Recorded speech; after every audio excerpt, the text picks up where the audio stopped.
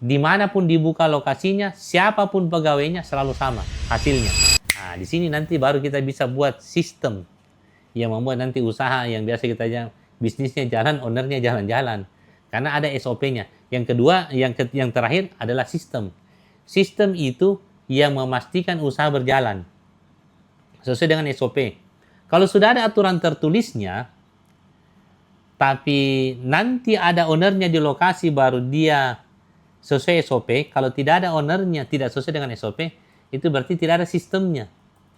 Kalau ada ownernya, oh bagus kerjanya. Kalau tidak ada ownernya, tidak bagus kerjanya. Meskipun kalau ada owner, siapapun pegawainya dan bagaimanapun anunya kejadiannya dia pasti bagus hasilnya asal sesuai dengan SOP karena ada ownernya. Nah ini berarti tidak ada sistem. Nah, caranya untuk bikin sistem itu, yang pertama nanti kalau sudah jadi SOP-nya, kita bacakan dulu ke pegawai kan. Kita bacakan dulu ini ke pegawai. SOP yang sudah kita buat tadi. Nah, terus sampaikan, jelaskan dengan detail, dengan rinci semuanya. Setelah kita jelaskan, kita tanyakan, ada tidak yang kamu tidak mengerti? Nah, setelah dia sudah mengerti semuanya, kita kerjakan, kasih contoh. Kita kerjakan pegawai yang lihat.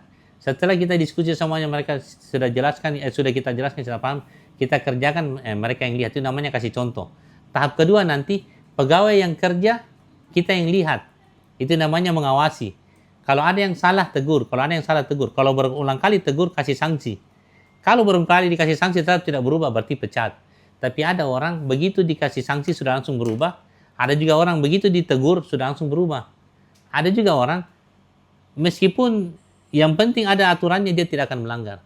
Ya, ini yang semuanya proses harus kita lakukan.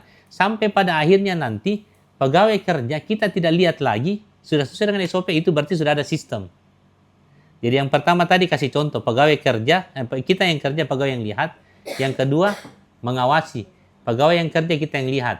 Yang ketiga, itu sudah jadi sistem saat pegawai kerja kita sudah tidak lihat lagi, tapi sudah sesuai dengan SOP.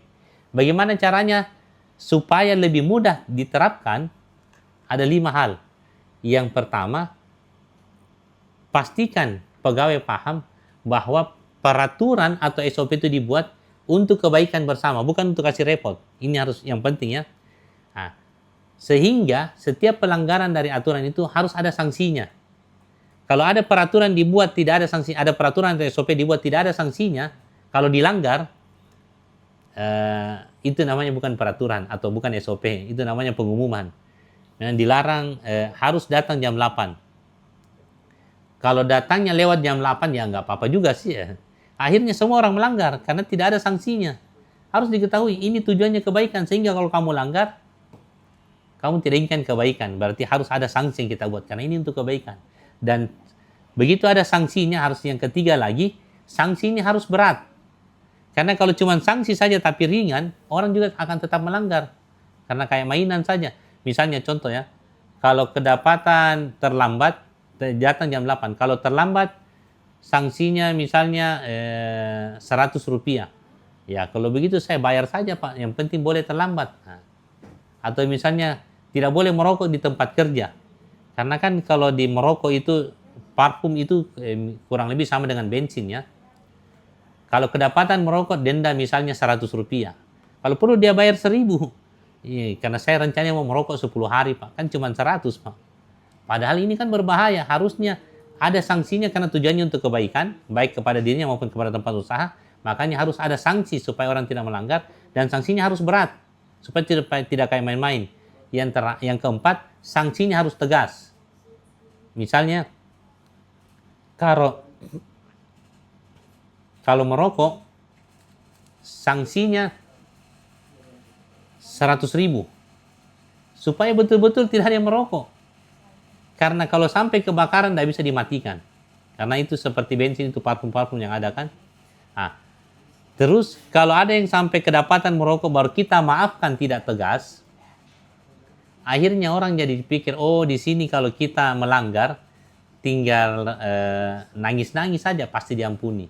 Apalagi kalau misalnya kalau ada yang kedapatan mencuri atau berbuat curang, kita harus sepakati dulu. Sanksinya harus dilapor polisi. Harus berat dan tegas. Jangan sampai begitu ada yang kedapatan mencuri, langsung datang nangis-nangis, ampun Pak, minta ampun, minta, akhirnya kita ampuni. Yang lain juga akhirnya akan berpikir, oh kalau di sini kita mencuri, tinggal nangis-nangis. Panggil istri, panggil anak, pasti diampuni. Kalau gitu kita mencuri aja juga. Nah, ini yang tidak boleh. Harus tegas.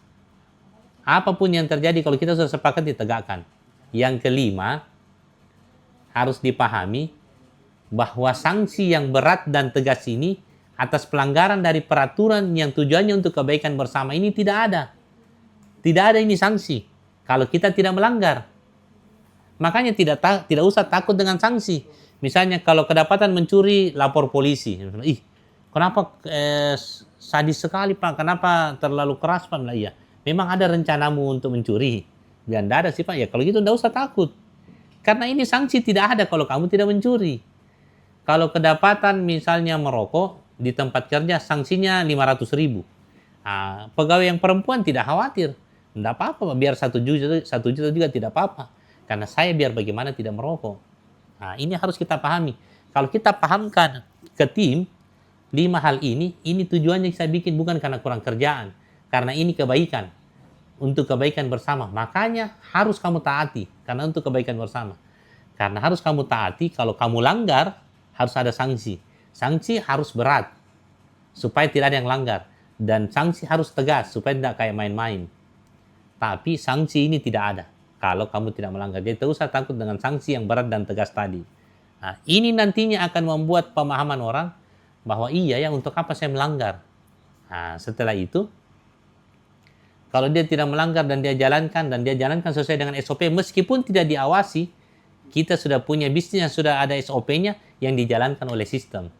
Nah, yang begini yang akhirnya sudah cocok nantinya untuk diduplikasi ke buka cabang yang lainnya. Karena dimanapun cabangnya, sama harusnya hasilnya. Siapapun pegawainya, sama juga hasilnya. Karena dia punya SOP dan saya punya sistem. Dia punya SOP yang apapun masalahnya akan kembali di SOP. Dan dia punya sistem yang meskipun tidak diawasi, pegawai akan selalu kembali ke SOP. Kalau tidak ada SOP dengan sistemnya, ini yang bikin repot. Kalau ada bisnis, jadi ini harus dipahami ya.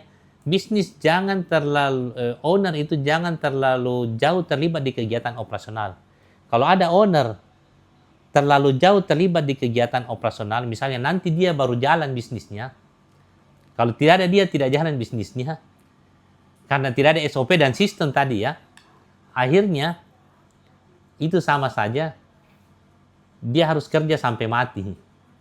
Karena kalau tidak ada dia tidak jalan bisnisnya, karena dia tidak bangun SOP dengan sistem. Nah, yang kedua, itu sama saja, nanti dia baru jalan bisnisnya, itu sama saja, dia hargai dia punya tenaga, sama dengan harga tenaga pegawai. Yang ketiga, bisnisnya nanti tidak akan berkembang, karena dia jalankan, tapi dia tidak kembangkan. Padahal tugasnya owner itu mengembangkan, bukan menjalankan. Yang menjalankan nanti ini pegawai. Kalau dibilang apa tugasnya owner?